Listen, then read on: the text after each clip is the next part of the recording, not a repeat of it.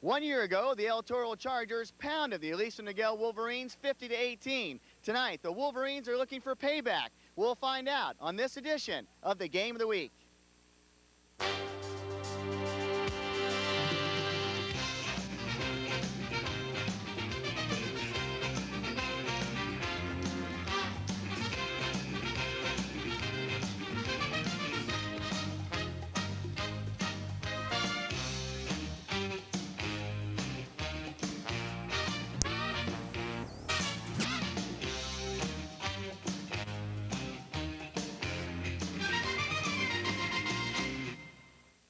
Hello, everybody, and welcome to the Game of the Week as Cox Communications, along with Athletes in Motion, is proud to present the El Toro Chargers taking on the Aliso Niguel Wolverines from Aliso Niguel High School.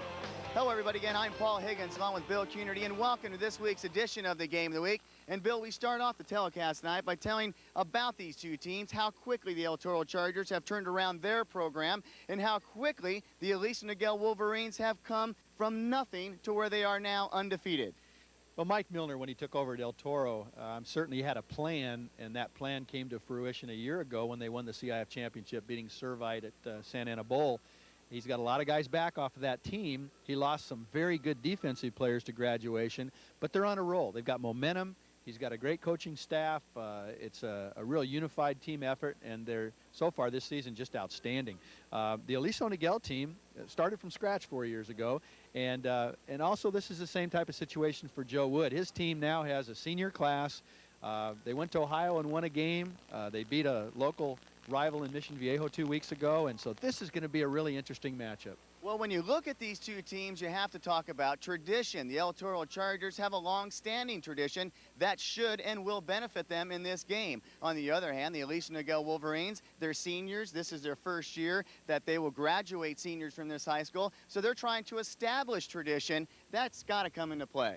Well, it does, and I remember years ago when we opened Capistrano Valley, we didn't have much of a tradition because we didn't have an alumni, we didn't have anybody, so we thought, hey, let's start our own. And that's what these guys have done. The Wolverines have a terrific football program, great weight program, and a great following.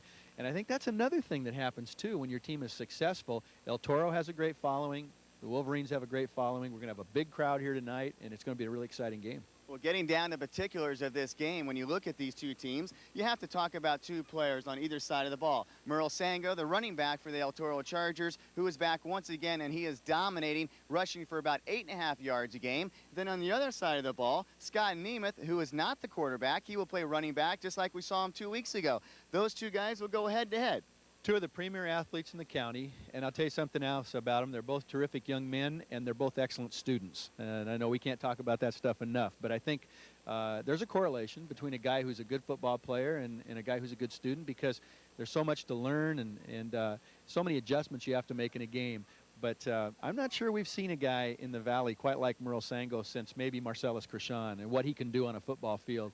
On the other side of the ball, Scott Nemeth is just a tough guy. I tell you, he plays quarterback. He plays in the secondary. He's going to be a running back tonight. We watched him 2 weeks ago run for almost 180 yards. So we're privileged to see two great athletes tonight and two excellent teams. Well, we expect a big crowd because this is a big game. We're in preseason, but it's like league play. When we come back, Bobby Stout will join us. We'll go over starting lineups and then kick this one off as the El Toro Chargers take on the Aliso Niguel Wolverines right here at Aliso Niguel High School on this edition of the Game of the Week. Hello, everybody, and welcome back to the Game of the Week. The El Toro Chargers getting ready to take on the Aliso Niguel Wolverines, and what we expect will be a great matchup. Now, this is non-league play, so these two teams will get after it as they get set for league play. Bobby Stout checks in with us on the sidelines as the band gets ready to play here at Aliso Niguel. Thanks, Paul. It is definitely a big game for both these two teams tonight, especially for Aliso Niguel, probably because just the mind factor that El Toro is the reigning CIF champion and Aliso Niguel wants to be a CIF champion. So for the first couple of plays, that could be a little mind-rattling for the Wolverines. But both teams basically tonight, they just want to improve on their own team. For El Toro's side, Coach Milner told me that he's very happy with the progress of his team so far, especially with 6 players who were questionable first-year starters this year. but he said they have been playing exceptionally well so far. Actually, they've far surpassed his expectations up to this point. So he's real well pleased with them, and also his returning starters have been playing well as well. On the other side of the ball, Joe Wood told me that he would like to see improvement in the offensive line. And if the offensive line blocks well tonight, then you'll see the Wolverines run the ball quite a bit. Let's go back up to the booth. Paul? And that is very interesting about Coach Joe Wood talking about his offensive line, because they have a running back with Scott Nemeth. He'll start his second game at running back. Usually the quarterback, Wes Thomas, will play quarterback once again tonight. When we come back, Bill and I will have the starting lineups, the opening kickoff. We will get it underway here at Aliso Niguel High School as the El Toro Chargers take on the Aliso Niguel Wolverines.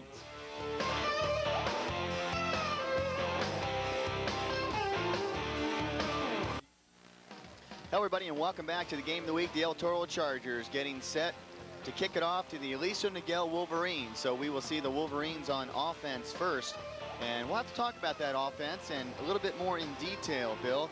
We saw them 2 weeks ago when they played Mission Viejo. They had a bye week last week. El Toro had a win last week, so both these teams coming off wins. Does the bye week hurt? Does it help early in the season? Oh, I think it helps. I think it helps for a couple of reasons. Number one, you're preparing for a real quality opponent. And number two, this is that time of year, Paul. I know we're suffering through it a little bit at Saddleback, where guys get sick. This is that time, the flu season, and just a chance to kind of reload the gun a little bit and go see them in person, which I'm sure they did last week. A bye late in the season sometimes might interrupt momentum. Yeah. But at this point in the season, I think both of these teams are still finding out a little bit about themselves, and on the way to the playoffs. I think both teams will be playoff bound, but I think we're going to learn some more tonight about each of these football teams. El Toro already out on the football field. Aliso Niguel getting ready to huddle down by the sidelines before they go out. A lot of anticipation right now between these two teams. This is a crosstown rival, and Paul Del Pizzo will talk about a little bit more at halftime about this rival. Aliso Niguel in the black jerseys with the turquoise, and the El Toro Chargers, the CIF champions from 1 year ago, in the white road jerseys with the blue bottoms. We expect a good one. I'll tell you what we're going to expect in just a second is Chad Johnson He'll kick is it. going to kick this ball about 8 miles like he does all the time. He might kick it right through the uprights, and our end zone camera come right at you. And this is a kick, and it is far and deep, and it's all the way to the back of the end zone. So the Aliso Niguel Wolverines will take it first down and 10 from their 20-yard line. We'll take a look at the starting lineup with the Aliso Niguel Wolverines. Wes Thomas at quarterback, Scott Nemeth is the running back. The offensive line up front, we talk about these guys. They'll have to do a good job tonight up front to allow some time for Wes, and also some time to throw to these guys. Andrew Mashburn, who caught a touchdown pass 2 weeks ago, will be back in the starting lineup. We'll take a look at the El Toro Chargers defense in just a minute. You see David Waltzman, the place kicker. So it is first down and 10 from the 20-yard line. Just getting this one underway. The fog starting to come in, drifting in just a little bit here at Aliso Viejo. There are going to be some familiar names on defense, names that we called last year during that march to a CIF championship. Nemeth starts off at quarterback. He pitches to Thomas. They go a little pitch and go, and Mashburn is on the 40. Mashburn down to the 30, cuts across. Andrew Mashburn will go all the way on the first play. Touchdown, Wolverines. I'll tell you what, there are some happy people on this sideline because the stadium's rocking over here. Something you've got to do on defense is it probably happens just in the course of every coach's career. You've got to expect a big play at the start of a game, perhaps just because the other team may have time to work on one specific thing. You may be looking to stop a tailback or perhaps a particular play, but that one worked to perfection. 80 yards in 15 seconds burned off the clock. They get set for the point after attempt. The snap, the kick, it's up, it's good. Aliso Niguel leads at 7-0. We'll be back with more right after this.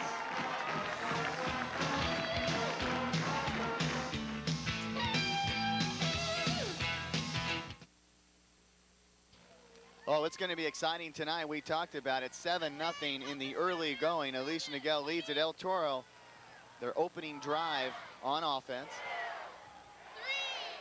A handoff to number 20, and that is the man, Merle Sango. Merle Sango is down to the 40. One man to beat. He's got one man, stays on his feet, cuts across. Oh my goodness, look at that move. Touchdown. Hey, I'll tell you what, if you're late getting here, folks, you've just missed two great football plays. That was a counter play out of a formation that I hope we can see again. Kind of an unbalanced line. They put Sango on a wing outside the tackle. The tight end was to the field, and they ran a counter sweep, and Sango cut it back and went 80 yards. I'll tell you what, we've had two phenomenal plays. And you know what this is going to be a matchup tonight? This is going to be a matchup of great coaches because these guys have prepared. This is going to be fun to watch. The score is 7-6. Aliso Niguel, we haven't even played 2 minutes yet. The kick, it's up and definitely good. The score, 7-7. We'll be back.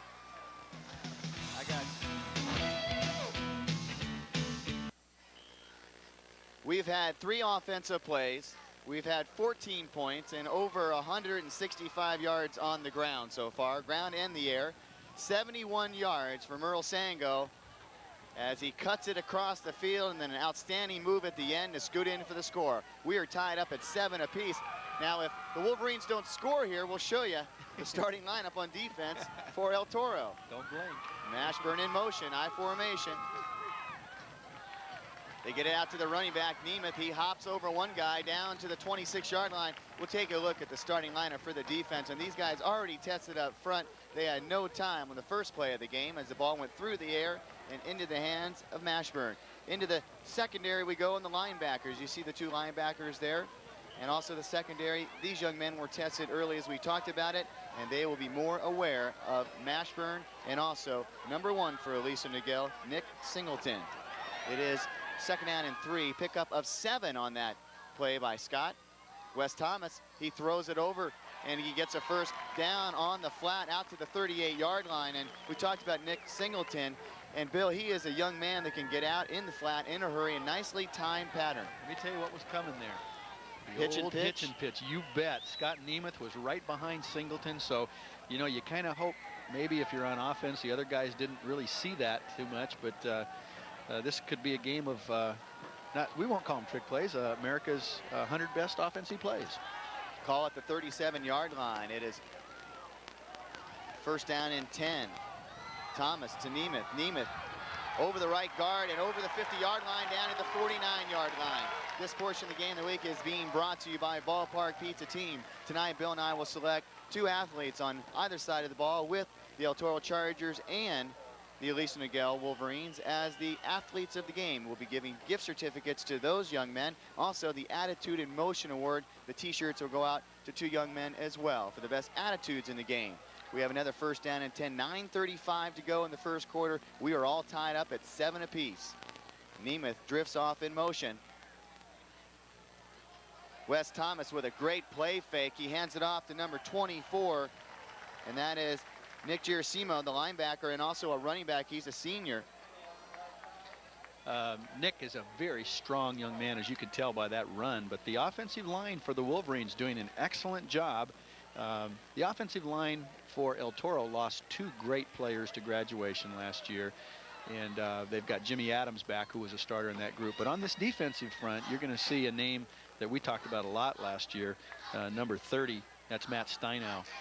And they've got 3 guys back in the secondary, Grady Fike, Chipperfield, and Bibler. Thomas being rushed. He gets hit. He throws the ball. It's caught down inside the 30, down to the 24-yard line, maybe the 23-yard line. Thomas got popped really good. He got it out to Singleton. On Thomas's trail was Matt Steinow. Paul, I got to tell you this. During the summertime, this young man would come down to my next door neighbor's house and shoot baskets, and I didn't really know who he was, and he introduced himself to my wife, and got a chance to say hi to him one day. It was this guy, Wes Thomas. He's my neighbor. His little brother came up to my house selling things the other night from junior high, and he says, "Hey, my brother was on TV." I said, "Your brother's doing a heck of a job." Nemeth with the ball. He gets spun around twice. He gets 3 out of it, maybe 4. Bobby Stout standing by on the sidelines. We're just catching our breath. Let's go down to Bobby.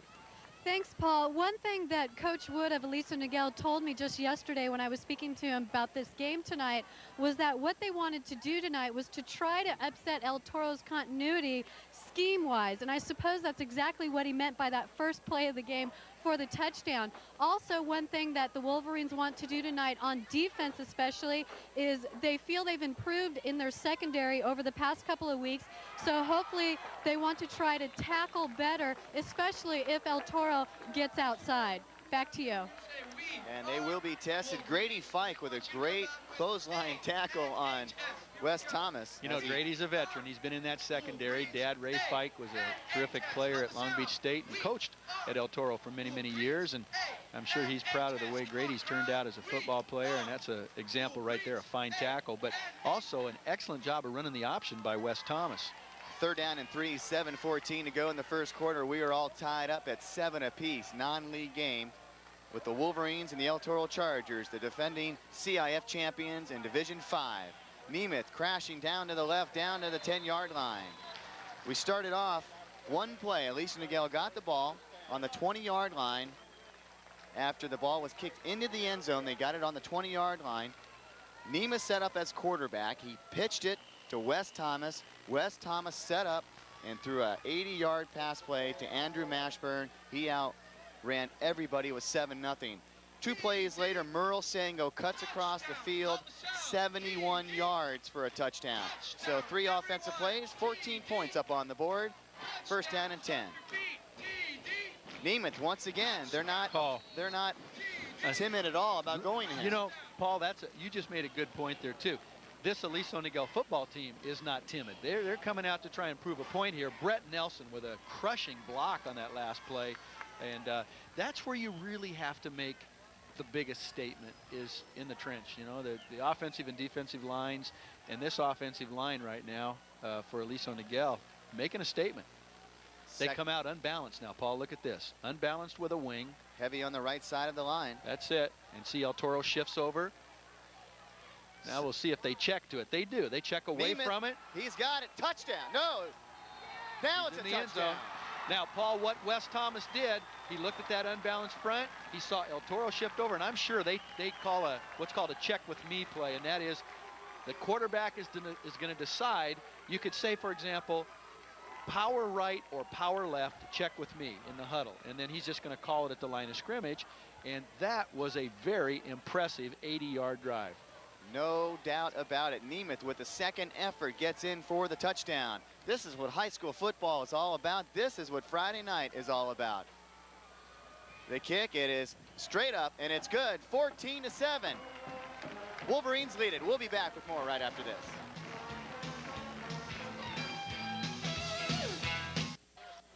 Can the pace get any quicker? We'll find out as El Toro Chargers take over the ball. It was kicked into the end zone. They bring it out to the 20-yard line on the 1st down play. Merle Sango is thrown for a loss. So it is 2nd down and 12. 14-7, the Wolverines. They've touched the ball 2 times. They've scored both. Fake pump. Over the shoulder. Here we go again. Cut back across the 50-yard line. A beautiful pass. Connected there with number 1, Michael Smith. Boy, he's got some moves after he catches the ball. That's going to be a battle all night. I think when you look at the secondary of Aliso Niguel, you've got to do some matchup work here. This is a pump fake on what we call a little shake and go route, and a nice throw. I'll tell you what, Brandon puts the ball right on the money. But Michael Smith started all of last year. The only thing he did was change numbers. I believe he was number 24 last year. Now he's number 1. But the matchups in the secondary, John Hefty's going to line up on one of those wide outs, and somebody's got to cover Sango.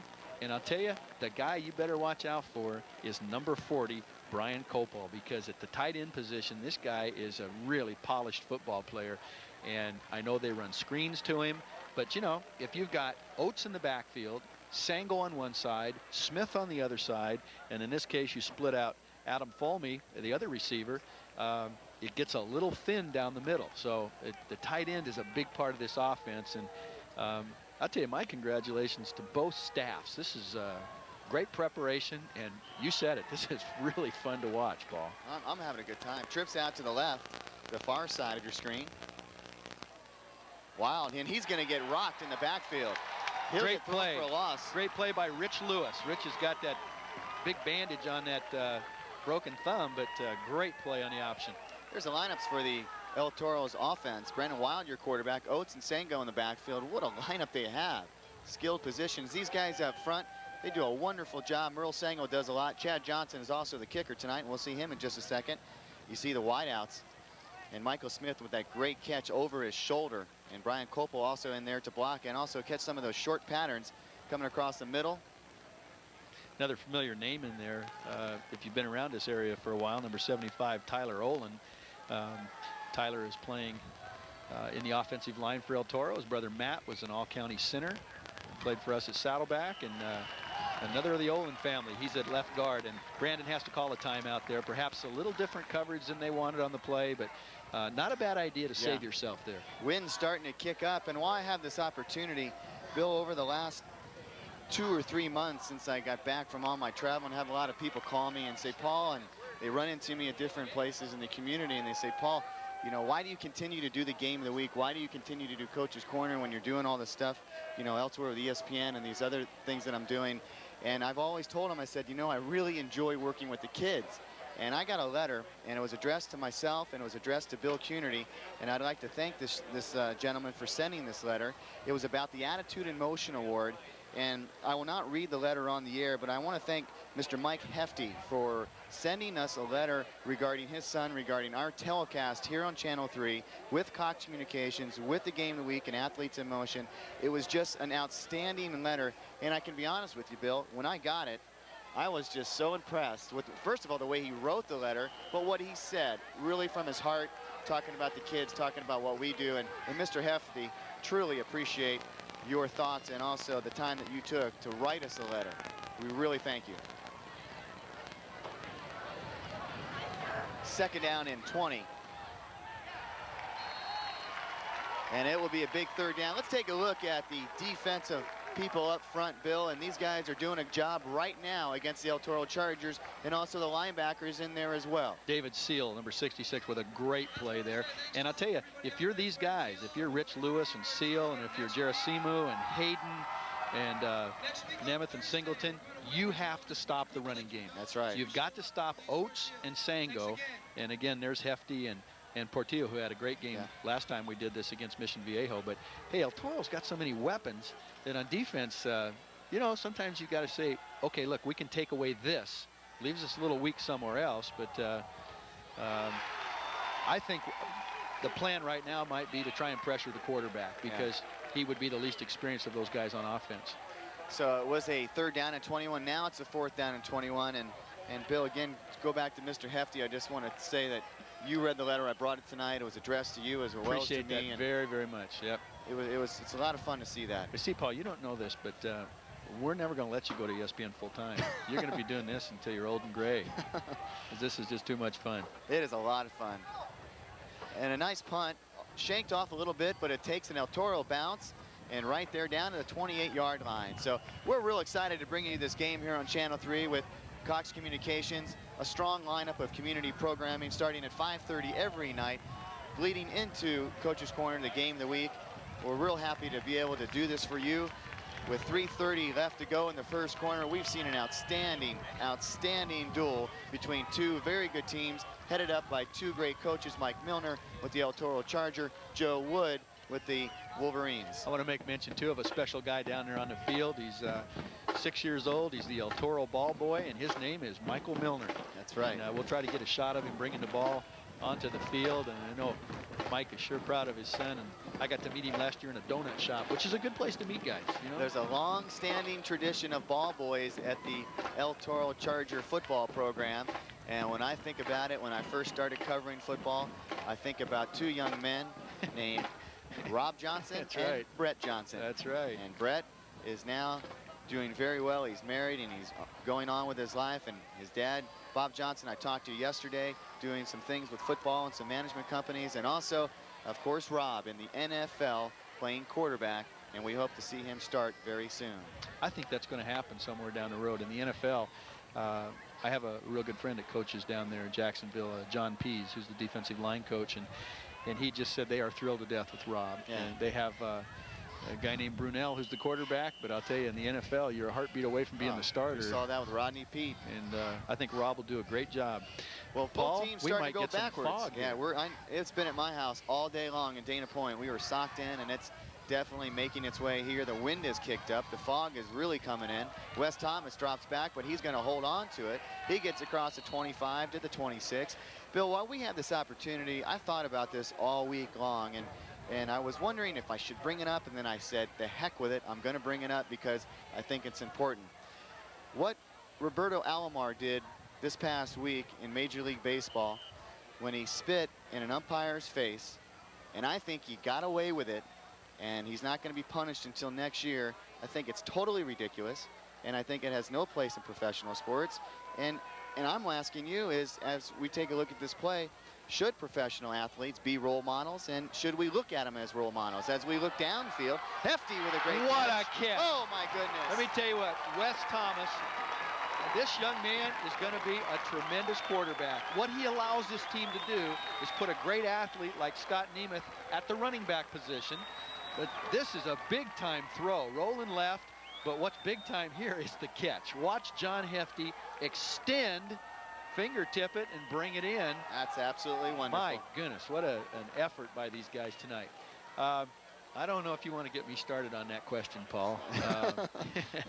Talking about Roberto Alomar and the incident that he had with the Cleveland Indians this past week. Not that my opinion counts for anything, but I don't think that guy should be on a field for a month. We'll say one last thing about this is Nemeth is tackled pretty much for a loss. Bill, here's the analogy that I thought of. What if you went to work and you worked at, a grocery store, or you worked at IBM or whatever, and you and your boss got in an argument and you spit in his face? I guarantee you, you would either be fined or fired on the spot. Exit. Now, that's right. And if somebody does that, I just don't agree with the whole thing. And to delay it 6 or 7 months before the baseball season starts again, no. I mean, what kind of example are we setting in professional sports? Give me a break. There have been some things, and we'll get it after this play. Oh, great across throw. the middle, and it's caught once again down to the 15-yard line. Wes Thomas is really on fire right now. He's the quarterback. Mashburn with an excellent catch going across the middle. Yeah, we mentioned a couple weeks ago when we did the Mission Viejo game that Andrew was kind of a decoy for a while, and then he caught a touchdown pass. But this is such a talented young man. And watch this rhythm throw. No hitch in the delivery, throws on time. Andrew makes a nice catch, and the ball rests on about the 15-yard line right now. And I am so impressed with this Aliso Niguel offense. They are doing a terrific job against a very, very good El Toro defense. On the outset of this game, I asked Bill, does the bye week help? It sure has with Aliso Niguel. Now, they go the short route. Pass interference is coming. The ball was intended for number 44, and that is Darren Luke, the tight end for Aliso Niguel. You know, Paul, later on, if they come back to that play, this is the bootleg pass. It comes off your best running play right now, which is just the zone play to Nemeth. And a little aggressive play that time by the linebacker covering it out of the backfield, Grady Fike. And actually, Grady's a strong safety. But, in some instances, too, if you're that defensive back, I'm sure your coaches are going to tell you, I'd much rather you be aggressive going after that play than give up a touchdown. So the ball now rests on, we'll call it the 8-yard line. It's a first down and goal to go. And this is going to be a kind of a power formation. You see Gerasimu on the wing. And let's see if they put him in motion or if they just run that way. And they're going to run away from the wing. Nemeth trying to get out a yard out of that. He will not. He might get back to the line of scrimmage. And the fog is kind of drifting into the field, and then the wind picks it up and brings it over the uprights. We are in a little valley here, and so hopefully we won't get tucked in with this fog. But there has been games done here where you cannot see the field. That's going to be the end of the first quarter here, about 8 seconds left. But Richard Pena with a nice play to make that tackle. 14-7. We're in for a wild one. We'll be back with more right after this.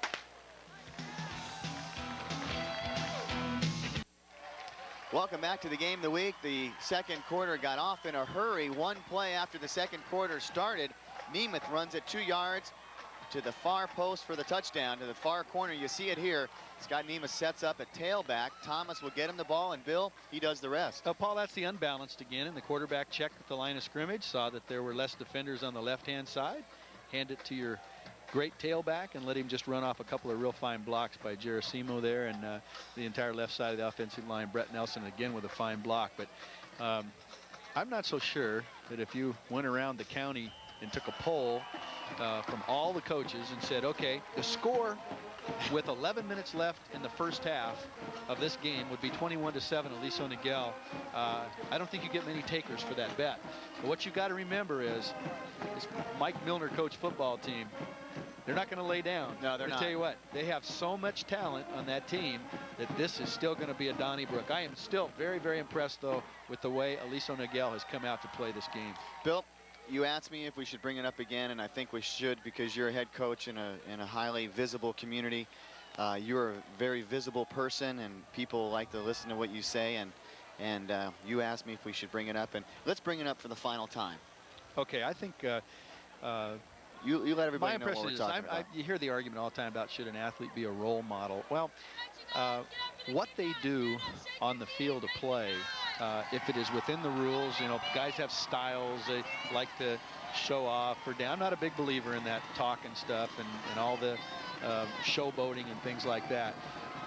But when you do something to an official like that, you've crossed the line. And I don't care if it's a playoff, I don't care if it's a World Series. It's just my personal opinion. That guy should not be playing baseball right now. And if the umpires strike, I say more power to him. Yeah. Someone's got to take a stand somewhere. And you young football players out there, you people in community college watching this on the Game of the Week, set your own examples and let us be proud of you instead of what we saw the other day. Down to the 12-yard line, so they decide not to kick it into the end zone, and it works out about the same as the defense. The special teams from Aliso Niguel gets to lay some plastic on the El Toro Chargers, and that's what it's all about. 11:02 to go in the first half. Coming up at halftime, Paul Del Pizzo with his inside halftime report. We'll talk to both coaches once again.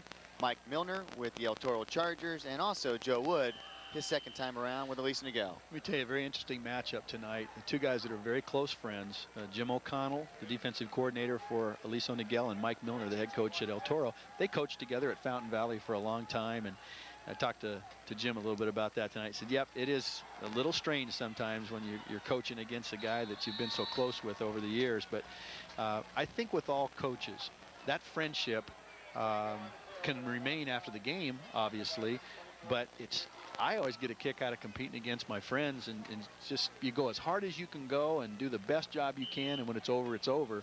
But these are all really good football coaches, and I think players enjoy playing in big games like this, and I think coaches enjoy coaching in big games. Bill, quick question for you. Merle Sango, the tailback, has a big, long white towel almost down to his ankles. What's the ruling on that? Is there a ruling on that? Or? Well, I'll tell you what. Here's the tight end screen to Copel. Copel has it. He gets down up to the 24-yard line. Because I think I saw a player that had a towel in at the All-Star game, and they made him take it out. Well, let me tell you what the rule is in college now. It's not a rule in high school. There's the tight end screen to Brian Copel. But there is a new rule in college football, and we had to tell all our players about that this year. No one on defense is allowed to wear a towel, and on offense, only two players, one in the offensive line and one in the backfield. So my quarterback, Justin Vetter, has a small towel, and our center has one. In high school, you can still wear them, and it's kind of a style thing, maybe a little bit. Merle Sango goes in motion. You can see that white towel hanging down there. Wild. And the pass almost completed, but off the fingertips of number 40. And with that, we go down, as Brian Copel could not hold on to that. We go down and check in once again with Bobby Stout. 21 points up on the board. Thanks, Paul. I wanted to point out, just moments ago, I was taking a look at Andrew Mashburn, who completed the pass to bring Aliso Niguel towards the scoring right before they got that touchdown a few moments ago. Anyway, what I wanted to point out was that his face just showed a face of elation. He was very happy that he was able to catch that pass. I don't know if you were able to see it or if we had it on slow motion replay, but he caught the pass almost down at his knees, so it looked like he barely got it. but was able to pull it off. Also, when I had a chance to speak with Coach Wood, he told me that coming into this game tonight really has prepared this team for league play. Being so because they feel that because El Toro has the CIF championship from last year, they really are such as good a team as them or even better. And so he feels that they're probably ready for league just because of the preparations that they did specifically for tonight's game against El Toro. Back to you. Well, 50-18 last year, El Toro really roughed up Aliso Niguel, and Aliso Niguel really wanted a big piece of El Toro this year. And if some way they do hold on to this score and they upset El Toro, that will shift up some things in non-league preseason polls, so to speak, and non-league polls as we get into league play. Won't do anything for the playoffs, but it will shake some things up. Going to Mashburn again, bumping and grinding there. They're touching a little bit. Good coverage by number 38 for the El Toro Chargers. Out there is Whitesides. Jimmy, nice play on defense there, just tipping the ball away. Another very good throw by Wes Thomas. But Paul, along the lines of your last comments, what this shows, I think, is that among the very good teams in South Orange County, there's not much difference. Yeah. A lot of good athletes, and the coaching is terrific. And you can use it as a yardstick and say, this is how far the Aliso Niguel program has come in a very short period of time. But 21-7. The thing that I notice here, too, Aliso Niguel's playing some great defense. And the battle of field position right now is going to the Wolverines because they've got the ball at midfield, 2nd and 10. And the exchange favored them. Here comes the counter. Nemeth has it. He's trying to run outside. Boy, he's got some speed. Look at him cut up the field. The stiff arm up to the 35-yard line. The stiff arm got him 3 extra yards. You know, he got that pretty much on his own because there was a pretty good wall at the line of scrimmage, and he bounced that thing outside. Now watch this. This is the counter play. Here comes Brett Nelson, and at this point in time, he's just outrunning the defenders. Watch, there's the straight arm. Oh, my goodness. He just leveled that defender. But, that's a big first down. 8:24 to go in the first half, 21-7. Aliso Niguel, they've touched the ball 3 times. They've scored all 3 times. This, their 4th drive. Trying to get it into the end zone. Wes Thomas, the quarterback. His 2nd start, right over the middle, completed down to the 18-yard line. Well, another first down for the Wolverines. They are racking up some yards in this first half. John Hefty with the completion. I can't say enough about the poise of Wes Thomas. This guy looks like he's been playing this position for 10 years. Look at this. Great drop, great throwing motion, hits John Hefty in that little soft spot in the zone, and the ball's down at the 18-yard line. And this is a combination, and it was really fate. You know, it was forced this way a little bit because of the injury and illness to Trent Purley, and all of a sudden now this is an offense that's very, very effective the way it is with this personnel. Trips to the near side, first down and 10 on from the 20. Thomas, he looks, he pitches, Nemeth has it, he cuts up, he's close to another first down. They might just give it to him. That 3rd effort that Nemeth poses every time he touches a football is why this guy racks up so many yards, whether he's playing quarterback or whether he's playing running back. You know, Paul, if you look at this right now, too, you're beginning to see, in terms of Aliso Niguel, what a very good weight program does for you. El Toro's always had a good weight program, and their players have always been very strong and very fit. This Aliso Niguel team, again, this is just the 4th year of the school, but they've put a great emphasis on their strength program, and I think it's starting to show. You see it 2nd and 1, so he picked up 9. Nemeth at the tailback position. They're going to give it to Nemeth right up the belly of El Toro. He just bashes his way inside the 5-yard line. It'll be first down and goal to go for the Wolverines. They are pounding on the door for the 4th straight time. Got to talk about Ryan Herbon again. Ryan has been snapping footballs most of his life, and usually it was to Scott Nemeth. Now it happens to be Wes Thomas, but Ryan, number 54, in the middle of that offensive line, a 6-foot, 230-pounder, and this entire offensive line right now for the Aliso Niguel Wolverines just doing a tremendous job. First down, goal to go from the 4-yard line. Wes Thomas, there's going to be a timeout. And we'd like to thank the Times of Orange County for sponsoring our replay machine tonight. Every Tuesday and Saturday, pay particular attention to the Los Angeles Times for their coverage of prep sports here in Orange County. They have great stats, profiles, previews on different games, and also outlooks for the season of 1996. Good picture of Kurt Wessling right there, the offensive coordinator. And let's talk about the Aliso Niguel staff. Joe Wood, the head coach. Jim O'Connell, the defensive coordinator. Kurt Wessling, the offensive coordinator. Mike Middlebrook, the offensive line coach. Chi-Chi Bean, the defensive backs. Dan Bornfeld, the running backs, kickers, and special teams. Kenny Goldstone, the receivers, and Taz Murtaugh, the linebackers. Excellent staff, and we'll talk about Mike Milner's guys in just a second. And also tonight, we are really proud to have our camera in the end zone. J.C. Stout up there. That is Bobby's dad way up top. He goes, oh no, you're going to put me in that thing? Well, he's on the arrow lift. The scissor lift specialist, 1-800-266-LIFT. We really thank them. That's a great shot. And we hope to utilize that shot throughout the course of the season all the way to the championship game. Nemeth. And it's going to be interesting to see if Nemeth gets this ball once again, or will Wes Thomas keep it, or will they hand it off? Nice pop down there by Sam Dixon, the linebacker. But that ball is resting now at about the, we'll call it the 2-yard line. Does this set up a play to number 24, Giarsimo right here, Bill, well, the fullback? I'm sure that they probably have some type of a reverse off of this. But, you know, let the big dog eat, yeah. You know? There you go. And we know it won't be Giarsimo because he marches off the field. So Nemeth will set up as the lone. Actually, well, they're going to go to Nemeth. Now there's Andrew Mashburn out there, so that would mean perhaps a play-action pass. Let's see what happens. I'd still give it to Nemeth, I think. Wow, Thomas, Wes is going to take it himself.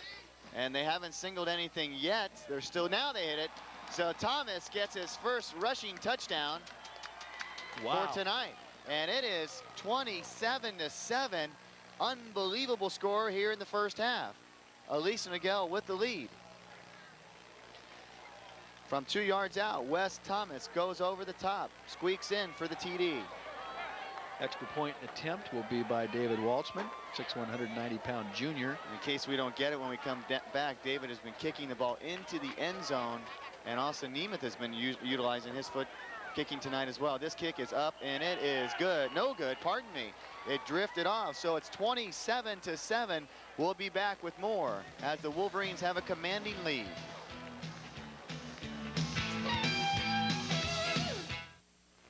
Scoreboard has been busy tonight. 27-7, Aliso Niguel with the lead. El Toro on the kickoff, Merle Sango brought it out to about the 30-yard line, and they picked up some more yards on a running play. So this will bring up 3rd down. Let's go down to the field to Bobby Stout, as it will be, 2nd down and 6 to go. Well, Paul, you and Bill were talking a few moments ago about the strength conditioning program at Aliso Niguel, and I had a chance when I talked to Coach Wood yesterday. He was telling me just about that program, and he attributes the fact that they have few injuries on their team to the strength conditioning program that they have. The only few injuries that they have right now tonight is one with Richard Lewis, the defensive end. He started the last time we were here covering Aliso Niguel. He has a cast on his wrist, but it'll be off in a couple of weeks. Also, Wyatt Hayden, he's a linebacker for the Wolverines. He has thumb and shoulder injuries, but nothing too serious, and he's also the type of player that just pushes through and plays anyway. So the Wolverines are pretty lucky that they don't have any serious injuries, and Coach Wood attributed that to the strength conditioning program. And I think Coach Wood might have got that tip from a guy named David Elixeri. Very possible. Very, very into weight training and weightlifting, and David Elixeri, working with Capo Valley, was the head coach of San Clemente. And boy, is he, his son is a lifter. Yep, and he helps us with our program. Yeah, David does. He does. That's right. He's with Saddleback 2 nights a week, and then coordinates the defense over there along with Jeff Kelly for Wild for the Cougars. Nemeth slips down. The ball was intended out there on the flat to number 1 for the El Toro Chargers. It's not as Michael Smith. He has caught one tonight. And while we have this opportunity, we'd like to let you know where we will be next week on the Game of the Week. And this is a special game for a number of reasons. Chico State versus Chapman University. First time that we're actually going to cover college football on the Game of the Week, so to speak, in four-year college football, or Division III for Chapman and Chico State. I graduated from Chapman, and we worked hard in setting this game up, and we will show that to you next week. Jeremy Hogue will join me. Bill will not be able to make it because his Gauchos will be ripping apart Long Beach. Hopefully. Hopefully. just we could beat them by 1. That would be okay. And if you take a look at, talking about college football, if you take a look at the Saddleback Gauchos and the program that Coach Bill Cunardy and his staff and his players have going on over there, truly spectacular. In the gridiron poll, nation poll, you're at number 2 right now, Bill. And we talk about polls, and I know sometimes you never can tell. Tomorrow night will be a big test for you. Yeah, it will. Actually, in the state, Long Beach is ranked 1, and we're ranked 2. In the national poll, we're number 2, and they're number 5. So no one agrees on polls, but the only one I really like is the one at the very end of the year. Yep. Well, 3:30 to go in this game. We're going to step aside for a station ID. We'll be back right after this.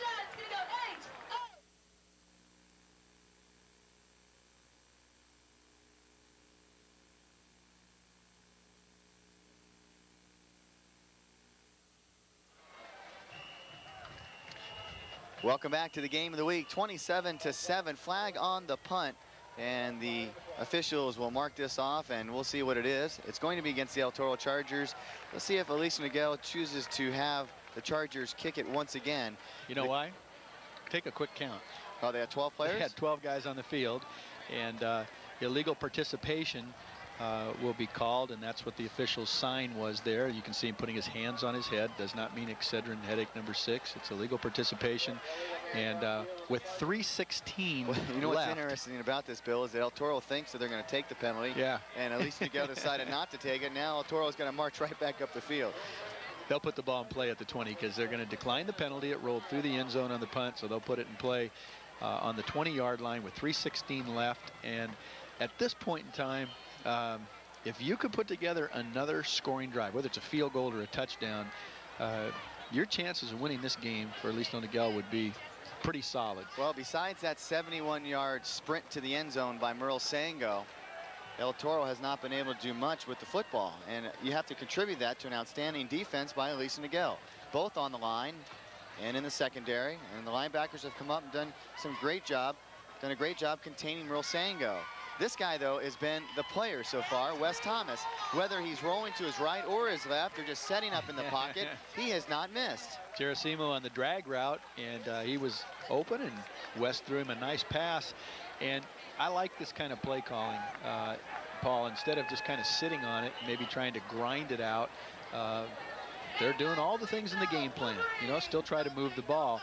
And the impressive thing about this is I really think the El Toro secondary is excellent. They've got real good players back there, so you've got to give the Wolverines credit for a very good game plan. 2:35 to go in this first half. Nemeth with the football, trying to shed off some tacklers.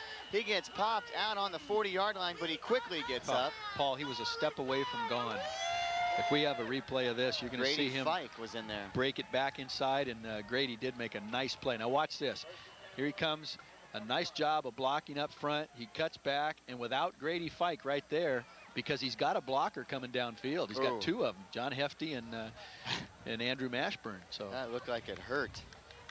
First down and 10, 2:15 and counting to go in this first half. Again, no 2-minute warning in high school football. Over the middle, and this one's going to be picked. Picked off by El Toro, number 23 with the football. Chipperfield moving up, and this is going to set up what could be a closing touchdown in the second half for the El Toro Chargers. Paul, that could be a momentum changer. It's 27-7. They went to that slant route, and Chipperfield in an excellent position to make that play. You can see the throw here, little too deep zone action. He comes off his cover and makes the interception. Watch him turn it back to the outside, and as he starts down the field, Brent Chipperfield has a whole wall of guys. And now 1:52 left, and you know, El Toro scores here. They're back to a 13-point game.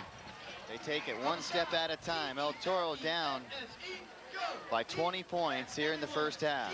They are the defending CIF champions. Merle Sango with the football. Oh, that's a great tackle inside. I believe it's Nick Gersimo. Yep, he is playing a heck of a game. He is, because if you let Merle Sango have about 1.5 yards, he just reminds me of Marcellus Krishan. And watch him here. Now watch Nick come up and put a good hit on him, but you can't give Merle an inch. Something else I'd like to mention about Merle Sango. Obviously, he's a great football player. Everybody understands that. This is a terrific student. Outstanding in the classroom.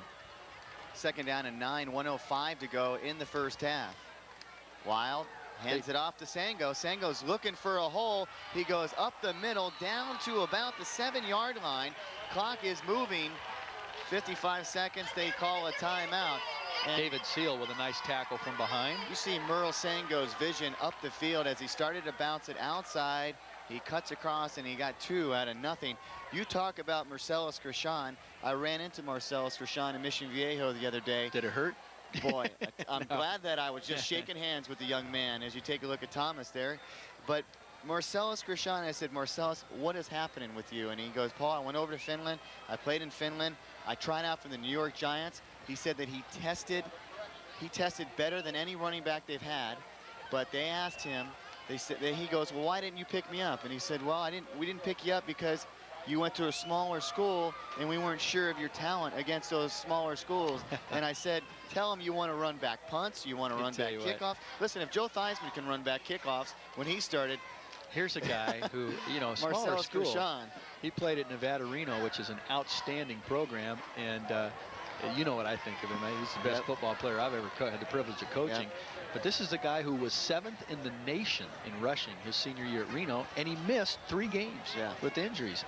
He's just an amazing guy, and I'll tell you what, I just hope and pray the guy gets a chance next year to finally show somebody he should.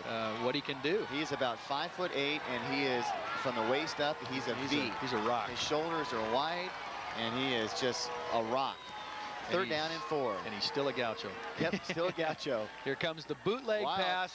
There's Sango in the flat. He's got a dive in there. Touchdown, El Toro. A nice block. Actually, an excellent job by Mike Smith of screening off the only defender that could make that play, and that was Nemeth. So this is quite a turn of events here with the extra point.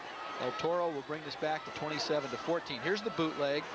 And you can see Olin coming out there. A good job of pass protecting. Now watch Smith. All he does is kind of get them, pops John Hefty, but allows Sango to get in the end zone. And here comes Chad Johnson. Again, he'll kick this halfway to Laguna Beach.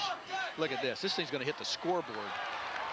He kicks it over the fence, and it's wide left. So this is interesting. We've had 2 missed extra points, 27-13. So a 2-touchdown lead for Aliso Niguel with 47 seconds left.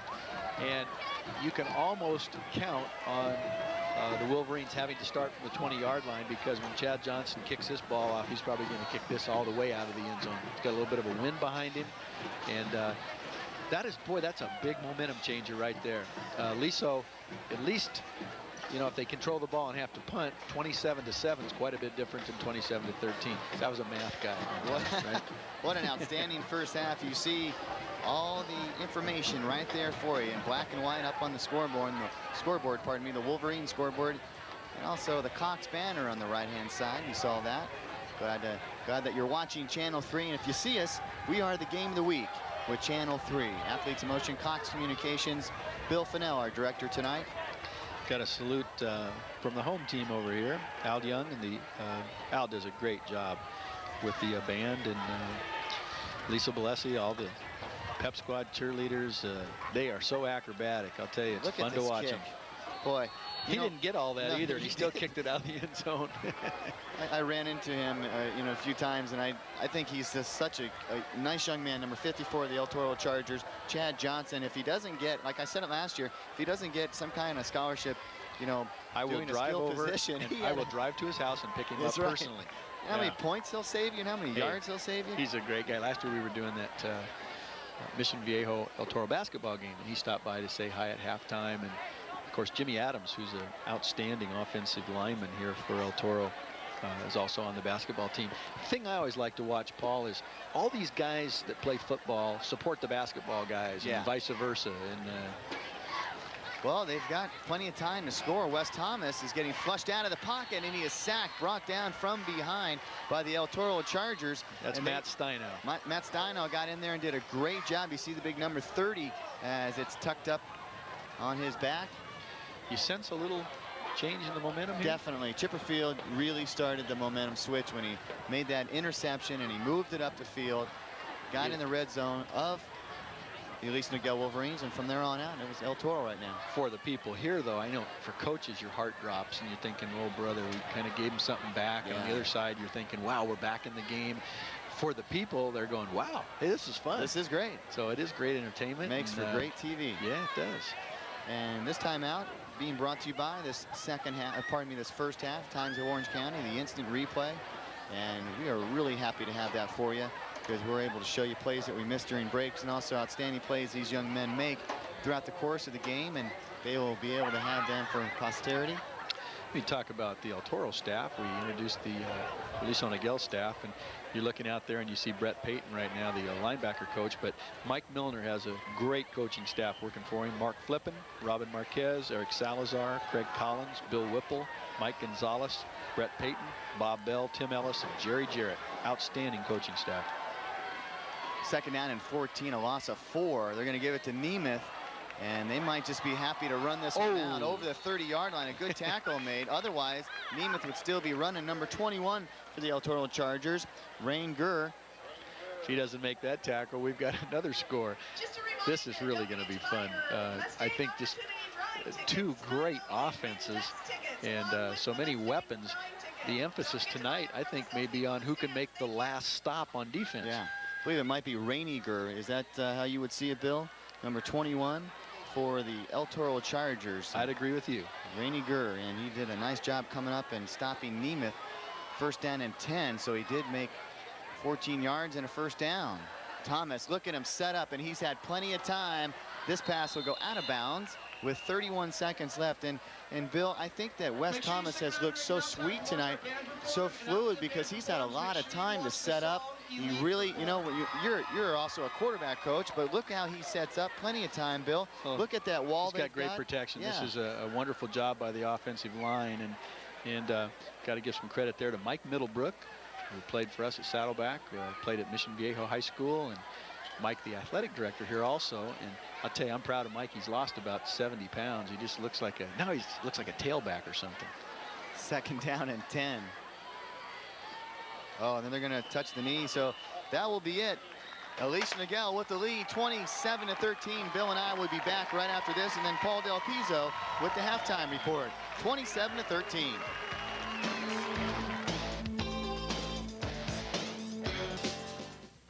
Hello, everybody, and welcome back to Aliso Niguel High School. It's halftime. The score, 27-13. The Aliso Niguel Wolverines have come out on fire. In 3 plays, we had 3 touchdowns. It started off great, and it's continuing to be great. I'm Paul Higgins, along with Bill Cunardy, and welcome to halftime. Bill, in the first half, we saw a lot of scoring. Can this scoring keep up for the second half? I hope so. It's fun to watch. If you're a defensive coach, probably not fun to watch, but I just think 2 very well-prepared football teams. We're seeing a lot of great athletes, and we're seeing some very imaginative play calling, and we saw the momentum swing to Aliso Niguel early, and then at the very end of the half, El Toro came back again. So we'll see what the strategy is at halftime, and the second half should be just the same kind of fireworks. El Toro's going to get the ball first, so this will be interesting. Well, Merle Sango, the first time he touched the ball, he went 71 yards for a touchdown. Will he touch the ball the first time in the second half? We'll find out. Before we get to that, Paul Del Pizzo with the halftime report. Hey, thanks a lot, Paul, and welcome everybody to the halftime show. I'm Paul Del Pizzo, and tonight, as the number 4 Chargers take on the 3-0 Wolverines, we catch up with Coach Mike Milner and Joe Wood regarding tonight's game. But first, to that stat board and see if anybody passed anybody in last week's categories.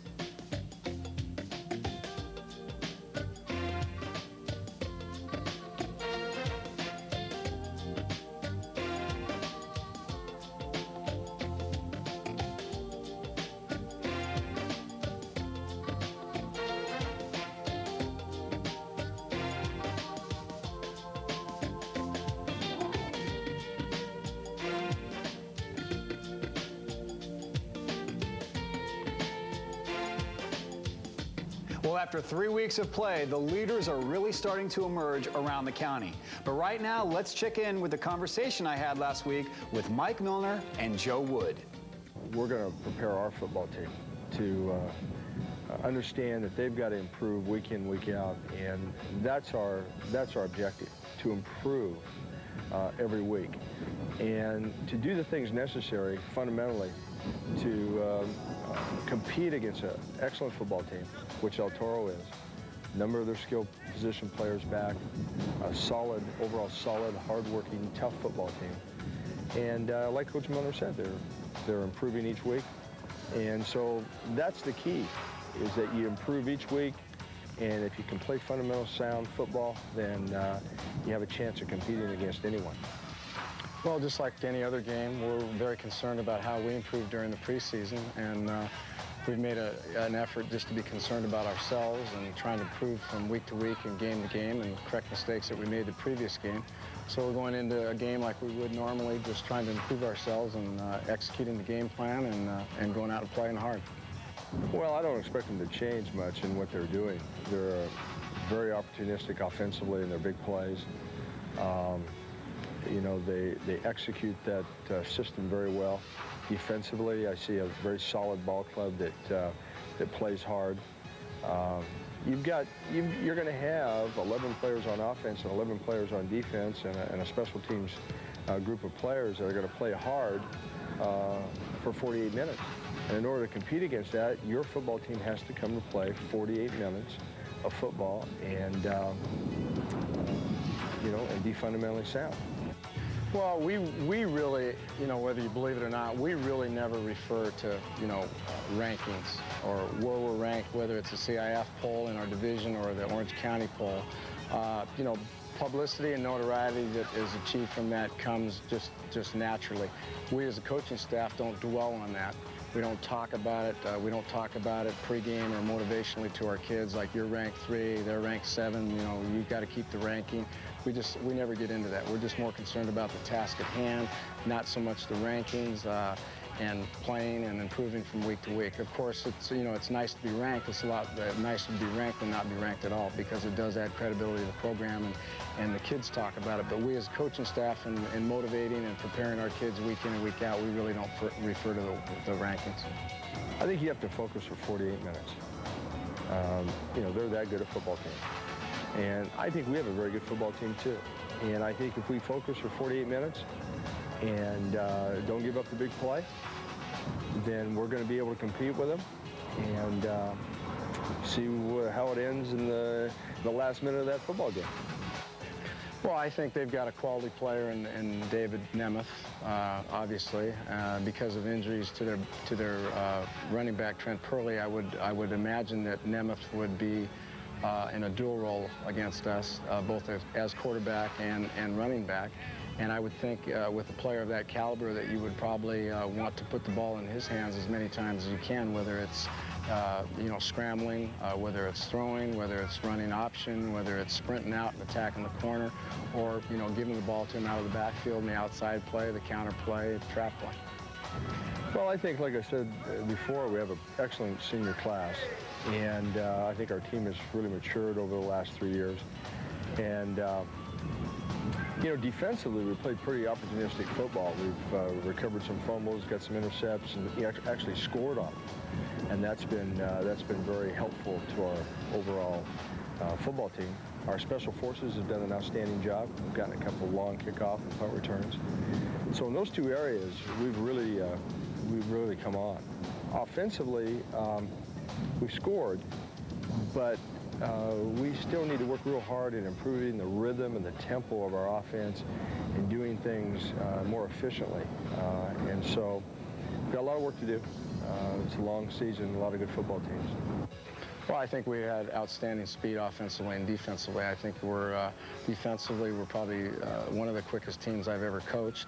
Obviously, a foremost thought in anybody's mind is, you know, what we present to people in terms of offensive personnel with Merle Sango, Rich Oates, Brian Coppola at tight end, our 2 wide receivers, Adam Folamy and Michael Smith. We've got some people that can run. We've got some athletic talent, and we are very fast. Oddly enough, these 2 teams will not face each other after tonight's game. Their contract expires at the end of the 4th quarter. And it's a shame, because this is a great rivalry in the making. Well, next week we head up to the college ranks as Chapman takes on Chico State, and I speak with Coach Ken Visser, and a special interview with Laguna Beach football player Emily Quilter. For the Halftime Report, I'm Paul Del Pizzo. Stay tuned for the second half.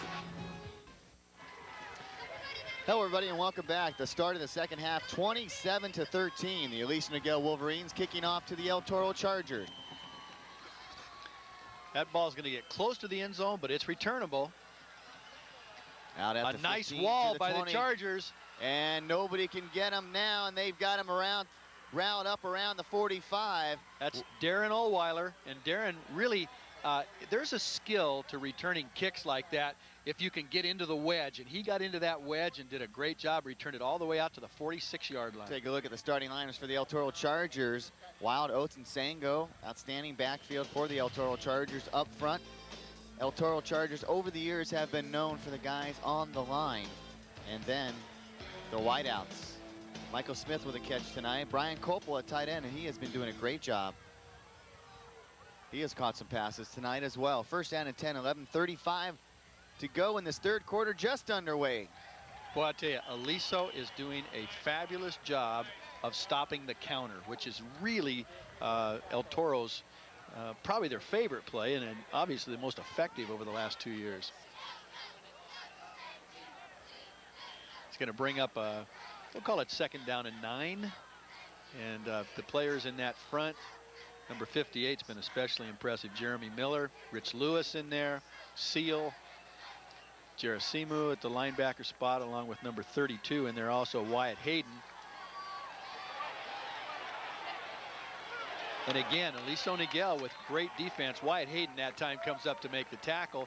And it's going to be, we're going to call it third down and no gain, so third down still about 9. 10:43 left in the third quarter, 27-13 Aliso Niguel. And here is the lineups on defense for the Wolverines, and they have done a good job as well. They're being tested here in the second half as we begin the second half. The linebackers, Gerasimo going both sides, and Nemeth also going both sides. Hefty with a good game tonight, so a lot of players going both ways. Corey Chandler, the punter. Wild back to pass. He steps up, and it's caught. What a great play. A lot of patience by that quarterback, and the ball is caught by number 32, Bill Oldweiler. I thought Brandon did a great job that time of being patient. It was a crossing route, and Oldweiler and Sango made a crossing. They ran a crossing route in the middle of the field, and he had to be patient because they doubled Sango, and Oldweiler came open, and that's a big first down because it keeps this drive alive. 9:59 left in the third quarter, and be interesting to hear what Mike Milner had to say to his guys at halftime. Obviously, that interception just before halftime and the touchdown gave them a real boost. But here's Brian Copal with what we call a tight end trade. They try and get an advantage. They're going to run the counter play to Sango, and there's that Wolverine defense again. Sango came into this game averaging about 8 yards a carry. Now his average will probably stay pretty high because on his first run of the night he went 71 yards for a touchdown. Well, David Seal's been at the bottom of so many of those piles. He's playing himself a heck of a game.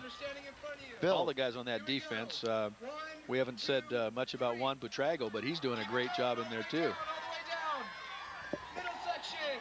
This drive is huge for the El Toro Chargers. What a momentum stopper they did have in the first half. At the end of the half, Chipperfield with an interception. And then Wild to Sango with a short TD pass of 4 yards. Made it 27-13. Too much time burnt off the clock. This portion of the game of the week is being brought to you by the Times of Orange County. Every Tuesday and Saturday, please check out the Times of Orange County, their special Prep Extra edition. Great profiles, the games that happen on Saturday and Friday night and Thursday night. Coming on Tuesday night, the week after, they have some great stats of all the rushing leaders, passing leaders, sack leaders, and the whole thing right there in Prep Extra, the Times of Orange County. Second down and 15, 8:53 to go in the third quarter. Wild rolls out. He has a man open in the middle, just threw behind him a little bit. That's a nice action, and I'll tell you what, I truly believe this. I think Mark Flippen is one of the brightest young offensive minds that I've been around. This guy has a great grasp of offensive football, and his misdirection plays and all the things he likes to do on offense. Brian Copal wide open. Now watch this. They're going to fake a little bit of that counter play again, and here comes the bootleg. Olin's out there in front to block. And Brandon's just a little behind Copal on this play, but you'll see him repeat that. I'm sure they'll come back to it because perhaps found a soft spot in the Aliso Niguel secondary with that boot action. 3rd and long, 3rd and 15. Sango in motion. Wild, he's going to be rushed. Blitz coming on strong. Look at that play. Up front, number 66. David Seal. He did it again. I'll tell you what he does so well. He's a great slip man on defense. When I say slip, he has the ability to get his arm over, beat the defender into the gap. And I'll tell you what, that time, he almost beat the quarterback to his drop. He got in there. I thought it was a blitz at first, and then I realized he was on the line, a defensive tackle. Look at him get in there, and Wild didn't know what hit him. And then Seal does a say-ow. Nice punt. Excellent punt. John Hefty goes back to the 15-yard line. Good block. Great block. And he'll get 6 yards out of that block by number 37 for Aliso Niguel. Portillo. Let's go down to the field as Andrew Portillo with a good special teams play. Bobby checks in with her first report of the second half. Thanks, Paul. When I had spoke with Coach Milner from El Toro yesterday prior to this game, he told me that they needed to really contain Scott Nemeth. They needed to contain him, neutralize him, basically shut him down from this game. I talked to him just moments ago after halftime, and he told me, you know, I told the players at halftime, just basically play better. We haven't been able to contain Nemeth. We haven't been able to contain Wes Thomas for that matter either. And Aliso Niguel has been able to have 8 yards a carry. He says this has been the worst first half of play that El Toro has seen this year. Back to you. Illegal procedure penalty against the Wolverines, and that moves the ball back to the, we'll call it 17-yard line, Paul. It's going to be 1st and 15. And John Hefty back into the game. We haven't called John's name a lot on offense tonight, but he's played such a solid game on defense. They're in a single back formation. Rich Lewis at tight end, Mashburn and Hefty outside.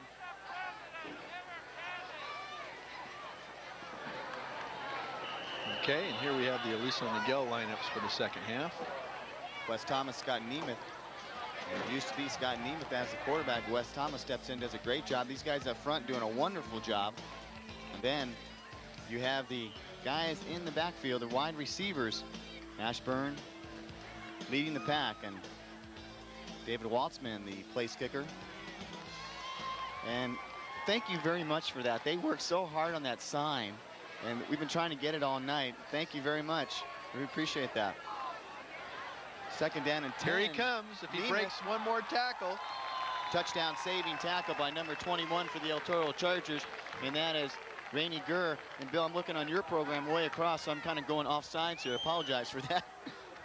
It's okay. It was another tremendous job of blocking at the point of attack by the Aliso Niguel offensive line. Take a look at the Chargers defense up front. Boy, these guys have done a special job since that first quarter. The part of that second quarter, they came up and stood tight, and the defensive backs being tested all night long by Wes Thomas. Nemeth left, Nemeth right. He's just bouncing everywhere. You know, I'd follow Gerasimo also. Bill, I'm having a hard time talking right now. Really a strong blocker at the fullback position. As I say, I'm having a tough time talking, which is not unusual for me. But your wife, Claudia, for the 2nd week in a row now at Aliso Niguel has brought us up pretzels to start the second half. Really appreciate that. Dinner. Dinner is exactly ditto on that. We'll get done with these pretzels and hopefully get back on track. Ball at the 47-yard line, 2nd and 6.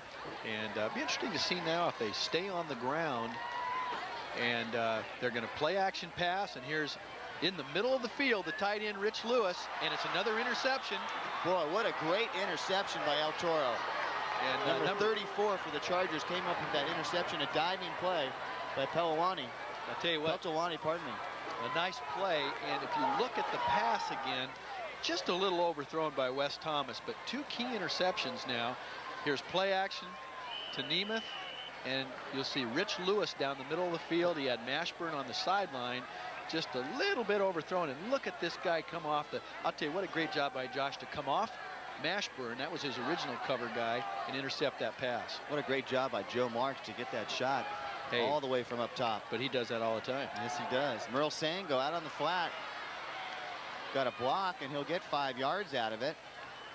anytime you can get him the ball on the perimeter one-on-one, you got a reasonable chance of success. And so, no question. they run the counter to him. But I remember last year when they won the CIF in that game against Servite, and a guy who I just thought had such an outstanding year, Steve Krupp, the quarterback, got Merle the ball many times in one-on-one situations out on the perimeter. And I'll tell you, I wouldn't want to try and tackle that guy out there. He's just such a gifted athlete, and that's good offensive football. Brandon Wild orchestrating what he hopes will be a comeback here in the second half for the El Toro Chargers. 27-13. He has to call a timeout. Otherwise, they were going to get bumped 5 yards back. So he calls a timeout. The one dangerous thing, Paul, about a multiple offense is sometimes you can confuse yourself and you get in a position where you'd like to be in a certain formation, and they were dangerously close to having a delay of game penalty called, so they called an offensive timeout, and they'll go talk it over and correct it, I'm sure. Hope you enjoy watching this game on Athletes in Motion and Cox Communications here on Channel 3. The original game of the week, as Joe Marks likes to say it, and we talk about that, and I'm doing it a long time here in Orange County, and one of these days I'm going to do a retro game and show you an old Mission Viejo El Toro rival game. We've got them in the books, and it'd be fun to kind of sit back and watch that one. I can think of a couple guys. We'll do that for you. Jeff Pease and Marcellus Krishan and let's go back a couple years ago to the Brent Longnecker. Some of those guys would love to sit around and watch those replays. What about the Simple Green Orange County Bowl with the old Saddleback Gauchos? Let's do that one. Krishan. Playing the San Francisco 49ers. Here's a double reverse, inside handoff, and I'll tell you, Aliso Niguel is there again to stop it. Jeremy Miller inside, and in that case, I think I'm going to get the number, but I think it was Wyatt Hayden again. Boy, he's playing a great game on defense. John Hefty and Michael Smith banging heads in the secondary. And what I've noticed, and I talked to Trent Purley at halftime, running back with the Aliso Niguel Wolverines, who's out with an illness right now. I said, what do you think about your team? And he said, Paul, I've never seen him work so hard during the 2 weeks of practice. They really did a good job.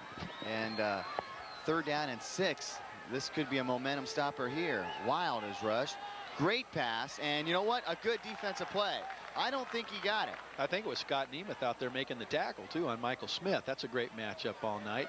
But, you know, another thought about this, too, and there's a guy who has put together a magnificent game plan. That's Jim O'Connell, and he knows quite a bit about El Toro, having coached with Mike Milner for many years at Fountain Valley. But his defensive plan tonight is just excellent because he's held a great offense to 13 points. Well, you have to wonder what's going on the sidelines right now with Aliso Niguel. What's their coaching staff thinking? 4th down and 1. Do they try to get the momentum back? And they will. So the coaching staff sitting tight with Aliso Niguel, holding their breath on that penalty that was just thrown, and that's going to be against the El Toro Chargers. So full house here at Aliso Niguel. Oh no, wait, oh boy, let me tell you what, that is, they just called offside against Aliso Niguel, and the El Toro guys were already running off the field thinking it was illegal procedure on El Toro. I think a lot of coaches are confused on that play too. Do we have that on the Times of Orange County replay? Maybe we can see them if they lined up offsides or if they jumped offsides. Wow, I see Joe Wood halfway out on the field right now, and the El Toro guys, I think that the El Toro offense thought it was on them because they were already leaving the field. We asked. Here's what he might be calling. See the defender here at the bottom of the screen? He looks like he lined up offside. It looks like there's 3 guys that went offside. So chain of events. You know, the hard thing about that is you assume something happened. You assume that there was a penalty, so the teams switch. Here comes the blitz again. They can't get that bootleg pass off, and I think that's Jeremy Miller again, number 58, and it sure is. Boy, is he doing a great job. 3:39 and counting to go in the 3rd quarter. But Paul, you saw, here's the bootleg, and there is no bootleg when you get a free rusher off the corner like that. You can't get a lineman out there quick enough. But, you know, just a moment ago, the Aliso Niguel players who had been on defense had come off the field. And so, interesting. But And it looks like to me that Scott Nemeth, who is down on the sideline here, might have a cramp. They're working on his leg a little. And Seth Morris comes in the game one-on-one right now with Michael Smith. Don't know why he'd have a cramp. He hasn't missed a play yet. So here comes the middle screen. And the middle screen is dropped. And I'll tell you what, they had that set up perfectly. A nice job by the offensive line getting down to set that play up. But an incomplete pass, and it's going to bring up a 3rd and 8. So Aliso Niguel has met the challenge. Now watch, here comes number 16 back inside, Adam Folmy. Now watch, just off his fingertips, but if you could see past the umpire there, boy, they had it set up. They had the wall. Your pretzel sure is lasting you a long time. You talk a lot. Got to stop talking. Exactly. 3rd down and 18. Ball's on the 40. Trips to the near side. Rush hard once again. Shoestring tackle. The defense has stepped up. The sack by number 66. Once again, David Seal. He's playing the game of his life right now. I'll tell you that. This guy has been really just an unbelievable force. Watch him now in the middle of the screen. Watch him go by the center. He gets that arm through and then makes the shoestring tackle of the quarterback. And wow, what a great effort. David Seal, and I said he's acting like Junior Seau from a week ago with the San Diego Chargers playing possess tonight. What a great punt. Fair catch is, yeah, fair catch is made. The punt by number 34 for the El Toro Chargers.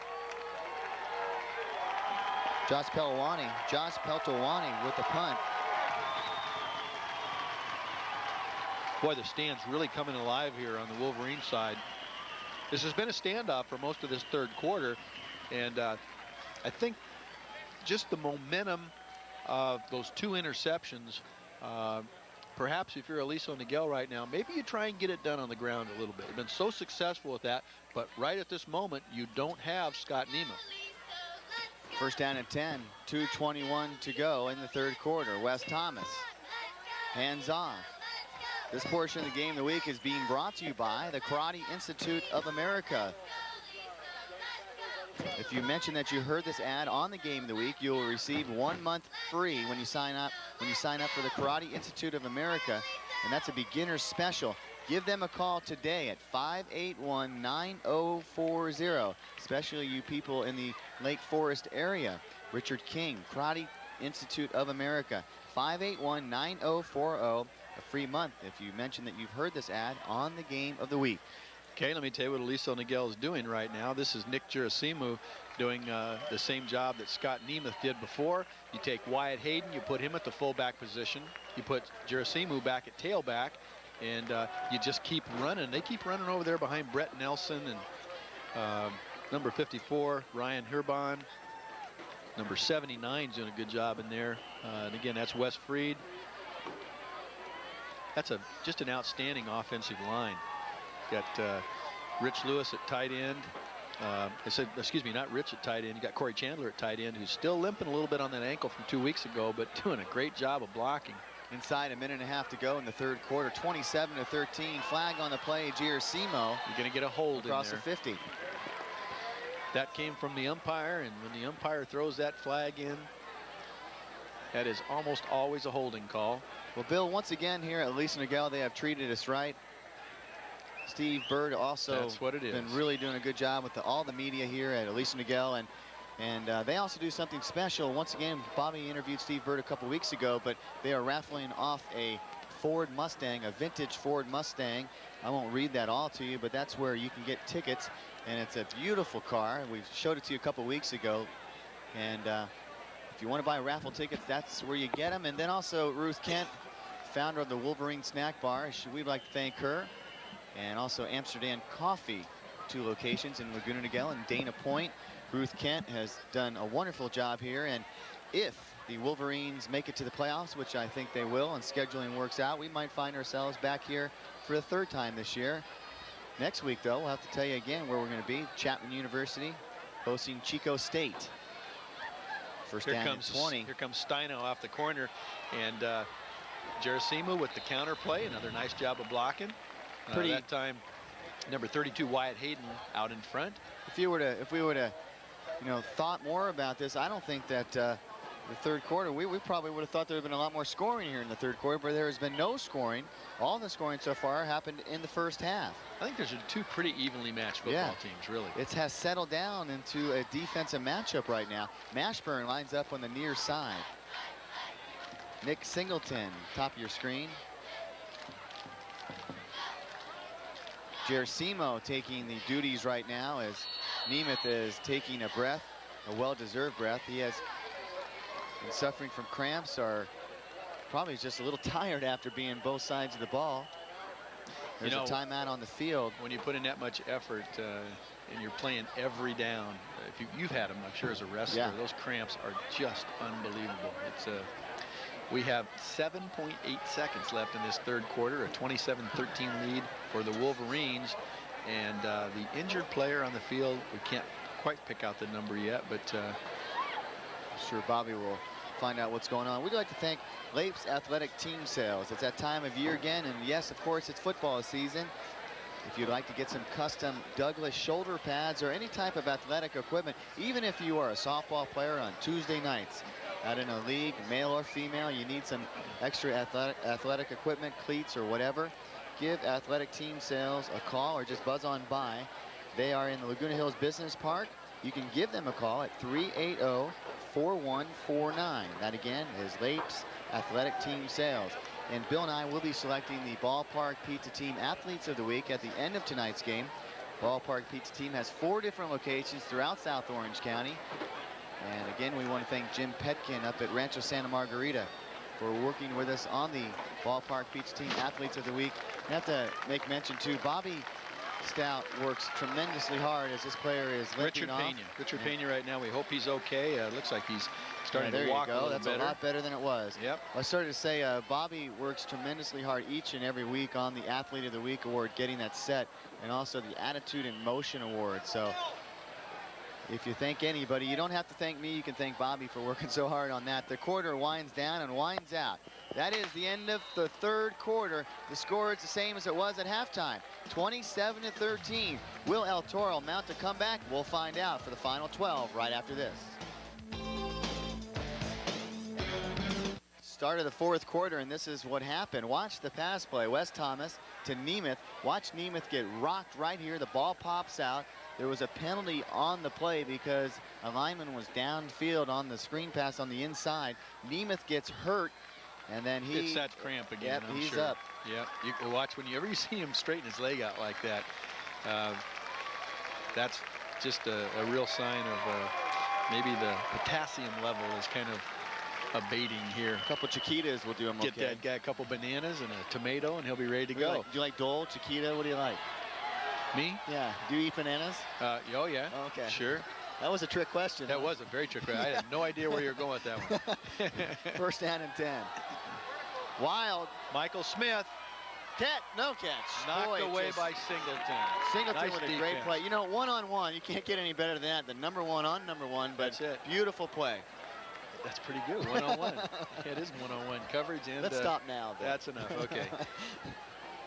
11:34 to go in this game, and Bill, take it from here. Okay, when you look at this play, it's a good throw. Brandon puts the ball right on the outside, drops the ball in, and just a nice strip there by number 1, Nick Singleton. Michael Smith, they'll come back to him. Again, you know, the guy who has really tonight been held in check is Richard Oates, and Richard is just an outstanding running back. Merle Sango has a couple of big plays, but for the most part, I think if you said what has been the real story of this game, I've got to say the Aliso Niguel defense. They've just played a fabulous game so far. 11:34 to go, 27-13. This game started off in a frenzy. 15 seconds into the game, Nemeth sets up at quarterback. He pitches out to Wes Thomas, who then throws a pass to Andrew Mashburn. That one for 80 yards, a touchdown. 7-0 Aliso Niguel at the 10:54 mark in the first quarter. Merle Sango on his second play of the night ran 71 yards for a 7-7 game. And then Nemeth in the first quarter had a 7-yard run. That made it 14-7. Now this is all in the first quarter. Oh my goodness gracious. Let me tell you what. That was just a straight handoff to Merle Sango and Wyatt Hayden. Boy, I hope we have this on replay, because I think if you might ask Merle, you'd say that's as good a hit as he's taken in a year or two. But it was a play that was run. Now watch this. Here comes Wyatt Hayden. Boom. I mean, that is a great hit. And, you know, to his credit, too, Merle Sango's the kind of guy, he's not a real big guy when you talk about size, 160 pounds, but he can certainly take a hit. Bill, is this an off night for the linemen of the El Toro Chargers, or is this just an outstanding night by Aliso Niguel? Are they that good? Well, I'd say so far, I'm thinking the Aliso Niguel defense has just played a fabulous game. Oh, what a catch. That's Adam Folmy, and they're going to call that as a great catch. The ball just a little bit underthrown, but I hope we have that on replay too, because he just extended and pulled that thing right off the grass top. How about that? Now watch his arms as they go outstretched, and he really protects the football from hitting the turf. Now that's a nice job by Chad Johnson and the offensive line. Olin and those guys inside protecting him, but boy, look at that. Puts his elbows together, gets his arms under the ball, and save that for your West Coast passing school. Adam's got to be proud of that catch, and a good throw too by Brandon. From the 20, first down and 10. Wild double pumps. He gets it in. Folmy again. 6 yards out of bounds, stops the clock with 10:19 to go. Clock is important, plus the PATs that are important. I just think this one's going to come down to something special at the end. It just looks that way right now. Toro charging down the field. Still a 2-touchdown lead for Aliso Niguel, but you see the explosiveness of these teams. Aliso just really having a great defensive night, and in 2 plays, El Toro's covered 44 yards. Well, Bill, speaking about, I'll ask you after this play. 2nd down and 3. Sango in the backfield. Wild drops back. He's being rushed. He'll be held. There'll be a flag. That you got it, Paul. Good call. If that's all you can do to keep David Seal out of the backfield, I think whoever held him that time saved his quarterback. Well, this brings up my question. Is you see the defensive line get in here so quickly, and the only way they're going to stop him is to tear a jersey away. Bill, if you were the El Toro Chargers, I know Mike Milner is asking himself this question right now. What do you do? What do you do if the offensive line is not protecting your quarterback at this point in the game? Well, there are a couple things that you can do to a defensive line that is so aggressively coming up the field. One would be trap. And if you trap them, you better get them quickly, because that would be one thing to do. But the other thing would be perhaps quick toss or anything to the outside. Option, anything that gets you away from perhaps a mismatch inside. And this is a very good offensive line for the El Toro Chargers. They've got some new guys in there, but yes, they are talented. Boy, they lost the most experienced line for them, but they lost a couple of great ones last year to graduation. They're very talented, though. They have done their job in the end zone. Touchdown. Holy cow. That's where Sango can beat you. Just one-on-one. Brandon Wild with a nice throw. And I believe that might be Scott again in the end zone. Scott Nemeth. There's a little shake move by Sango. He makes a dip like he's running the post. And there's the throw. And 21 yards. I'm thinking that's Scott. I can't see that far again, but I don't see he's Scott trying to fight his way through those cramps, and boy, that's tough. I don't see him on the sideline, so. Hey, all of a sudden, Paul, just what we were talking about, momentum has shifted a little bit, and it's 27-19. This is a time in a game, too, when I think all coaches have the same charts, Paul. It was, I think, originated perhaps at Stanford University, when you go for 1 and when you go for 2. And I have one I always refer to. I try not to figure it out on the sideline, but the little chart will say, go for 1. You know, at this point in time. Plenty of time.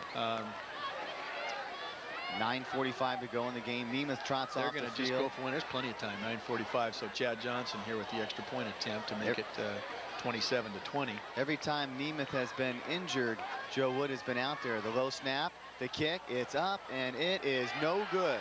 Now that looms very big right now. The score, 27-19. We'll be back with more right after this.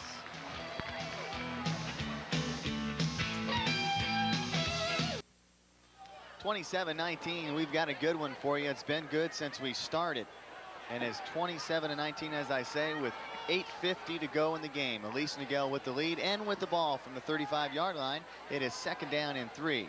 Giarcimo took off Took the ball the first time out, and he got some yards out of it, and he will get it again.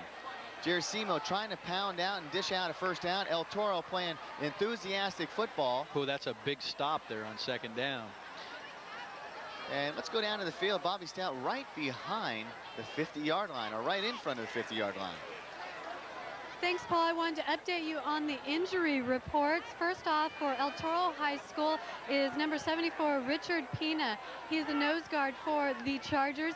He basically just caught his leg in a pile, and his knee was a little bit tweaked, but it's no problem. The trainer said just put a little bit of ice on it, and he'll be back out in the game tonight. On the other side, for the Wolverines, Scott Nemeth is still on the sidelines. Basically, though, all he has is just a couple leg cramps. Nothing really painful. Matter of fact, he's really upbeat and says, I'll be out, I'll be out, I'll be back. Don't say anything, I'll be back, before you can even give this report. But he's still on the sidelines, will be probably for a few more moments. I asked him if he was tired at all for going both ways in the ball. He said, not at all, especially now. I'm all rested. I'm ready to go back. Back to you. A true football player and a great attitude.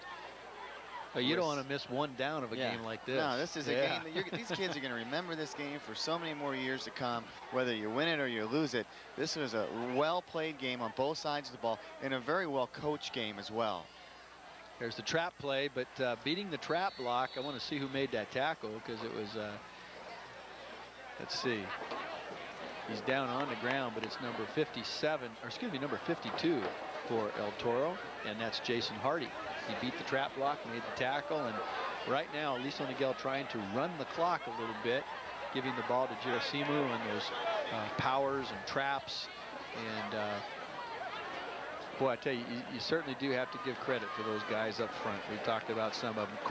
Corey Frost and Ryan Herbon again, Brett Nelson, Wes Freed. Boy, they're doing a nice job. Second down and 9. Wes Thomas.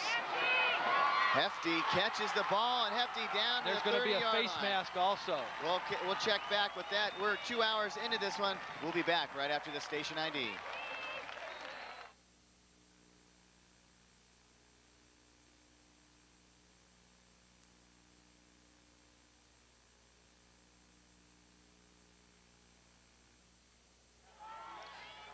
Wolverines knocking on the door once again. First down and 10. The ball on the 15-yard line. Gersimo gets thrown for a loss. Tell you, that guy played great last year, and he's doing it again right now. That's number 30, and that's Matt Steinow. He comes in the blitz. And let's go back to that one play, Bill, that got him down here. Wes Thomas to Hefty. John makes a good catch. It's a nice little corner route by John.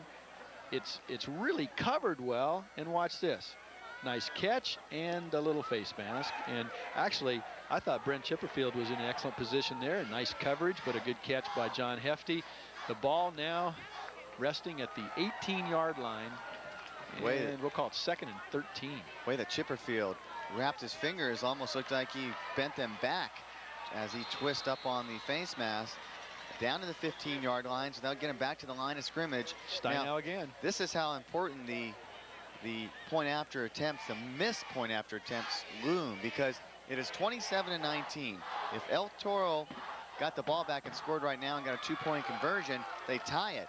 But if Aliso Niguel settles for a field goal, the Chargers are going to have to score twice. Comes right down to, you got it, David Waltzman. If he can get 3 out of this, if they don't get a touchdown, El Toro will have to score twice in probably, well, the clock's going less than 4 minutes. 5 minutes left right now in this game, and clock is definitely on Aliso Niguel's side. Play action pass Thomas in the flat. Corey Chandler. Drop football.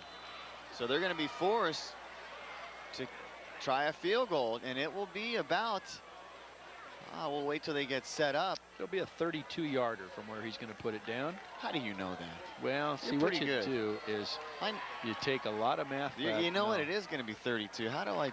You're awesome, Bill. Well, it's not really all that difficult. I know. I'm just making you look good. Come on. No. People will know. You know those big white numbers they paint on the field. This is big, because if this could be a game winner, if you make this, you force them to score twice. The kick, it's up, and it is no good. Wide to the left. El Toro with the stop. Now, 4:52 left in the game, and as you mentioned before, a touchdown and a 2-point conversion away from a tie.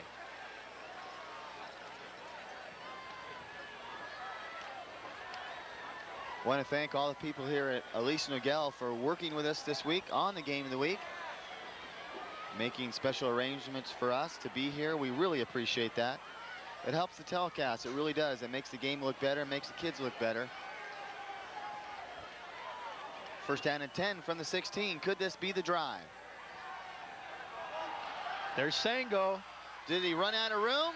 They're going to mark it right there, 47-yard line. What a great pass. You know, I tell this to my players a lot, too. I think Vince Lombardi said it, but he said great players play great in big games. And you've got a guy like Merle you can go to. You go to him as often as you can, just as Aliso Niguel has gone to Scott Nemeth and Hefty and stuff. And I'll tell you what, great concentration on the ball, but Brandon threw him a perfect ball there. He threw that ball so nobody could catch it but Sango. First down and 10 from the 47. Huge pickup. Sango. They're going to go deep again. There's Sango on the other side. Sango running sprints all over this field. Flag. Gosh. It looked like a pretty good defensive play by Portillo. The official didn't see that, or didn't see it that way. Let's check it out. The Times of Orange County replay. Well, he had, you know what it was, Bill? Okay. He had his head looking the opposite way. Let me tell you, that's probably what he called, and it is it's a penalty. It's going to be a 15-yard penalty, and I think what they're going to call is face guarding, pass interference, and face guarding. Now, Paul, in high school and professional football, that's a penalty where you have to be looking back at the ball. You can't wave your hands in the guy's face and not look at the ball. You know, in college, that's legal. Is it really? It's one of the rule differences that in college, as long as you don't make contact with a guy, face guarding's legal. There's a ball on the ground. It's blocked. It was passed and deflected by Aliso Niguel. So it'll be second down and 10 from the 31. So now let's see. And what I've noticed is that Wild is getting back quicker. He's setting up quicker and getting rid of the ball prior to El Toro, or prior to the Wolverines trying to get in there. But good hands by the Wolverines up front. Let me tell you what you have to look out for now. If you are Aliso Niguel, a name that we have not called a lot tonight, everybody's thinking about the boundary and the pass. Richard Oates up the middle. You just have to be aware of that because he's a great talent. And if you start to think perimeter too much, that's a guy that can get to the goal line in a hurry. Joe Wood, the head coach of Aliso Niguel. Mike Milner, the head coach of the El Toro Chargers. I'm Paul Higgins along with Bill Cunity. Bobby Stout working the sidelines. Bill Fennell, our director tonight. Great staff in the truck. And everybody got their money's worth tonight, huh? Oh, I tell you what. Great game. It's been fun. It really has. And it's only going to get that more exciting as we march on to league season. Hey, Joe looks calm, doesn't he? Yeah. Well, you know, he had a sizable lead at halftime, 27-7. There's Taz Murtaugh right next to him, and you see Mike Middlebrook down there. Jim O'Connell, again, right here in the front of the picture. I think he's done a terrific job tonight preparing this defense. And Paul, again, I think the people in our truck, our camera people, everybody, Doesn't Bill look sharp done tonight? Great job tonight. Bill, you look good. You really do. Gee, thank you. I would maybe CNR will throw some your wife was jackets here at us. We were talking about that. 27-19. Sango with the ball first. He's looking for a first down. It's a race to the end zone. Touchdown, El Toro. Okay, when you throw the flanker screen to a guy like that, you need one block, and he got it. And I'll tell you, what a great comeback by the Chargers. Let's see what happens now on this two-point play. You can see that guys checking into the huddle. And boy, I'll tell you there, you're not going to catch that guy. A nice effort by David Seal, though. There's a guy who never gives up. I tell you what, that offensive line did a wonderful job on that drive. They really did. Let's see what Mark Flippin has here up his sleeve for the two-point play. This is it. 4:16 to go. Plenty of time on the clock. This could be It's a pass back to the quarterback. He's wide open. But he is stopped. He's not going to get in. Great defensive play by John Hefty. John Hefty, and I'm going to say 68 was also in there. Let's see him get up again. Singleton. Singleton and Hefty smelled that play coming. When we come back, we'll take a look at it. Here we go to the break. 27-25. We'll be back with more right after this.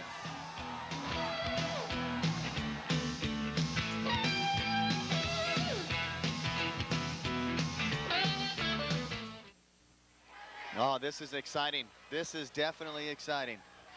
27-25. First down and 10. 3:45.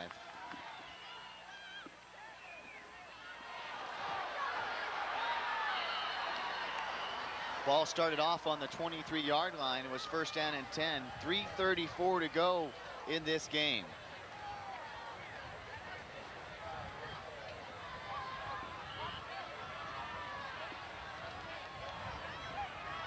And this is the kickoff. And you see John Hefty pick it up, and John Hefty gets up the field. And if you guys in the truck can check on our audio, we greatly appreciate it. We hear you guys and not us. 3:03 to go in the game. 27-25. Second down and 13 to go. Taken down by El Toro. Thank you for that audio check in the truck. Appreciate that. Boy, what a momentum shift now. And just in terms of emotion, 2:47, 2:46 left. El Toro knows that they've got to get the football back. And if you are Aliso Niguel, a couple of first downs and you can win this game. 27-25. Third down and 9. Here's Wes Thomas on the keep.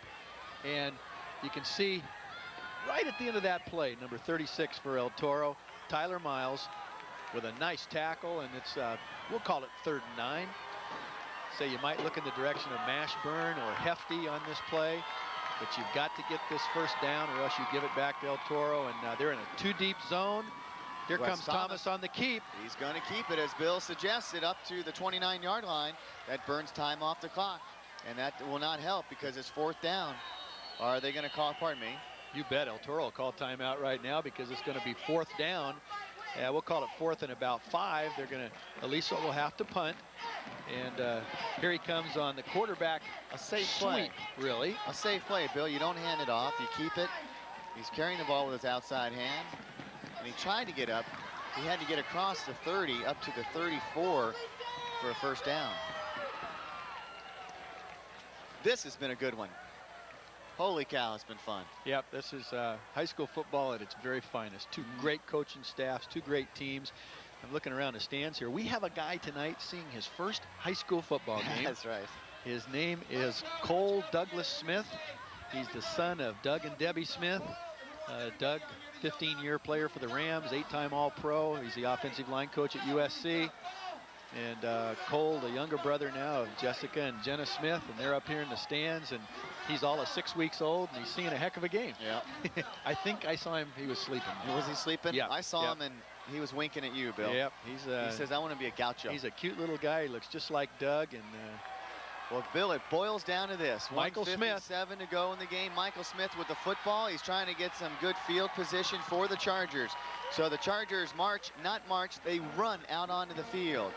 Their offense runs out to the field, and Wild has played a great job at quarterback tonight. Let's see what Flippin has cooking right now. 1 minute and 52 seconds left, and you need to get in position for number 54, Chad Johnson, to kick a field goal. That's what you need here. There's a 2-point game. Clock is winding, 1:49 and counting. Brandon Wild, the quarterback, sets up, stops, throws, completed to number 16.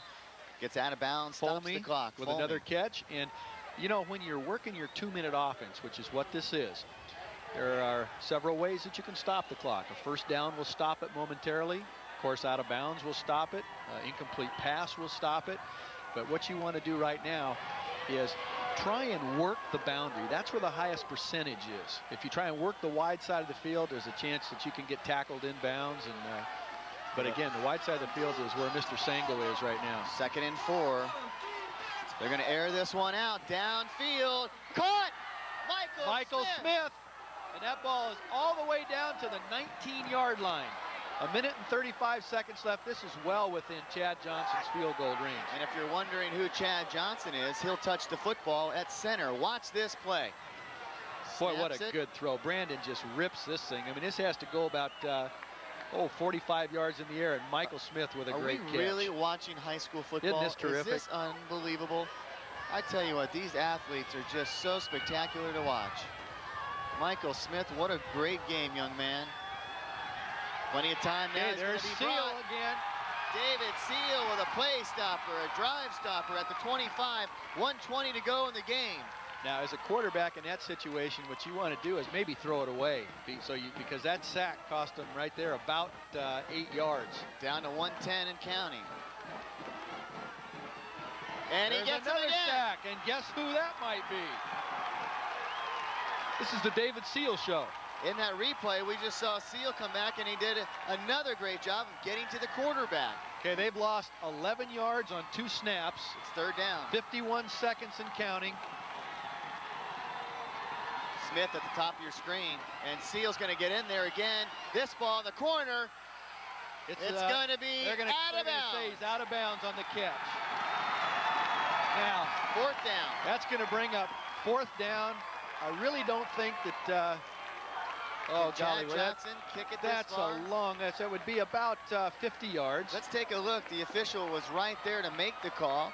He does make the catch. 1 foot in. Yes, that foot was on the boundary, and so now, you know what your choice is here. 39 seconds left, 4th down. You've got about, we'll call it,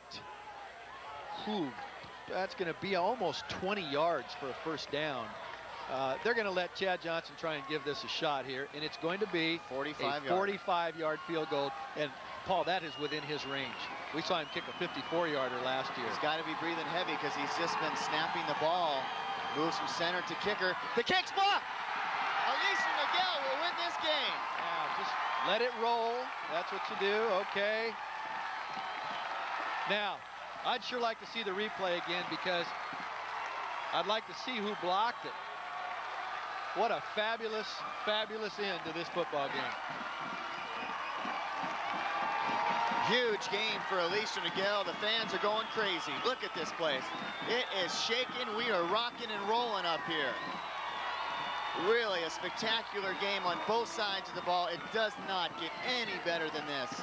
This would be, Paul, in my mind, I can't think of a better game we've had in the last 9 years. No. This would rank right up there with any of the really great ones we've had. Okay, it's a timeout for Aliso Niguel. 32 seconds left. I'm not sure how many timeouts El Toro has, but boy, I'll tell you what, that is that's just a fabulous display on both sides of the ball. El Toro's heart coming back like that. The long passes, I think if there were any questions about Brandon Wild as a quarterback, they were answered tonight because this is a young man who can really throw the ball. I don't think there are any questions about Wes Thomas at quarterback. But you know, this is a non-league game. Yeah, and they didn't play it like that. No, if you kind of look at it, to me, this was almost like a CIF playoff game. At halftime, Paul and I got together and we talked about it. Paul Del Pizzo. At halftime, I said, Paul, remember you make mention of that this is the last time these two teams will meet because their contract expires tonight at the end of the 4th quarter. This rival will not continue after tonight. They had a 2-year contract. Unless they figure it out and get it back on the books, we will not see these two teams play together for a long time. Well, someday you may see them in the same league. Yep, this one should be in the books, and it will be in the books for the Aliso Niguel Wolverines. That is truly an upset. The biggest win in the school's history, I think, for sure. When you beat a program as good as El Toro's. Now, for El Toro, this can serve as some type of motivation, too, in their quest for a repeat CIF championship. But, hey, my hat's off to Mike Milner, his staff, Joe Wood, and his staff for just a fabulous victory. And great sportsmanship going on the field right now between both teams. Bill, let's just watch it. The final score, 27-25. So watch the excitement of high school football.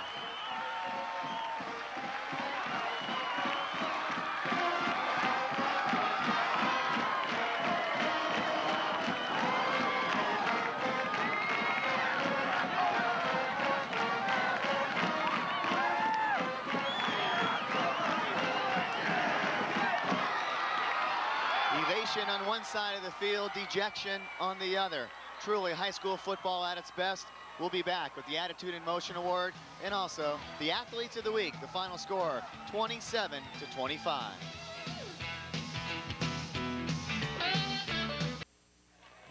Oh boy, this was a good one. 27-25, the Aliso Niguel Wolverines still really excited about this game, and they should be. They played a great one, as did the El Toro Chargers. Let's go to the board and give you an idea who we have made our selections too for the Attitude and Motion Award and also the Athlete of the Week Award. Very tough choice. The Ballpark Pizza Team Athletes of the Week. Merle Sango started it off with a 71-yard touchdown. And Wes Thomas, man, this guy really orchestrated every single drive to perfection. On the other side of the ball, Matt Steinall, I think he's gotten a couple of these awards before, the Athlete of the Week Award or something. He's been up on our screen. If he hasn't, he should. Super player. Great attitude for this young man. And David Seal. Bill, you can't talk enough about David Seal. Game of his life. I'll tell you what, I've never seen, well, I will say never, but I've very seldom seen a guy who could really take over a game. Damon Pizarros a few years ago at Capo was that kind of player. Travis Kershke when he was at Esperanza. But I thought great motivation